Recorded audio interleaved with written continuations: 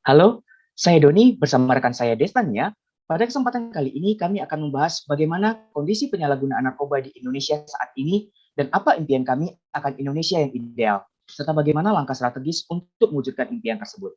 Sebelumnya, mari kita saksikan video berikut ini. Badan Narkotika Nasional menggagalkan penyelundupan 211 kg narkoba jenis sabu serta ribuan pil ekstasi dari dua sindikat Polisi menangkap internasional. bandar narkotika jenis sabu di kawasan Provinsi Aceh.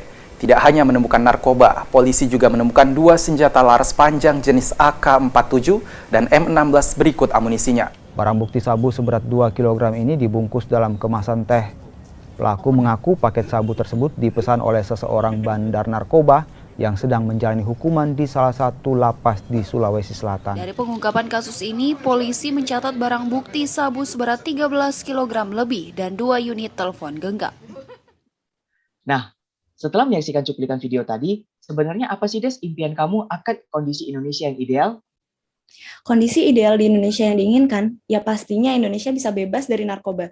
Jadi narkoba itu dikonsumsi atau digunakan hanya untuk pengobatan aja. Kan ada tuh narkoba golongan 2 dan golongan 3 yang bisa dipakai sebagai obat. Contohnya morfin, heroin, dan kokain. Tapi dosisnya harus sesuai dengan anjuran dokter ya. Benar banget tuh. Nah, tapi langkah-langkah strategis untuk bisa mencapai kondisi Indonesia bebas narkoba itu bagaimana, Des? Menurut aku, langkah strategis itu yang pertama, edukasi tentang jenis dan bahaya narkoba.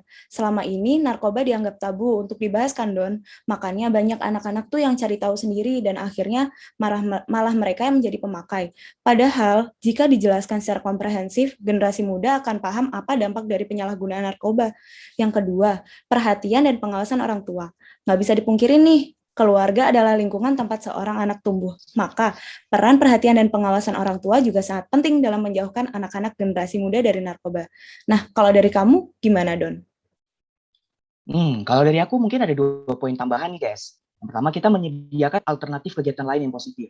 Artinya, kita membiasakan sedari kecil para generasi muda ini untuk memakai setiap waktunya untuk hal-hal yang positif. Misalnya, kita memberikan mereka les tambahan bahasa Inggris atau bahkan les menggambar jika mereka punya bakat di bidang seni. Dan langkah terakhir itu kita menjauhi perilakunya, bukan menjauhi orangnya. Karena stigma di masyarakat untuk selalu menjauhi pengguna narkoba sebenarnya itu cukup keliru loh, Des. Kenapa? Karena kalau kita menjauhi individunya, lantas siapa yang akan merangkul dan membawa mereka ke jalan yang benar? Nah, seharusnya kita cukup menjauhi perilaku mereka, tetapi tidak menjauhi individunya. Gitu, Des. Oh gitu, jadi ada 4 langkah strategis ya. Yang pertama, Ya, edukasi tentang jenis dan bahaya narkoba. Kedua, perhatian dan pengawasan orang tua. Yang ketiga, menyediakan alternatif lain kegiatan yang positif. Dan yang terakhir, jauhi perilakunya bukan orangnya. Demikianlah pemaparan dari kami, bersama kita perangi narkoba untuk Indonesia lebih maju. Terima kasih.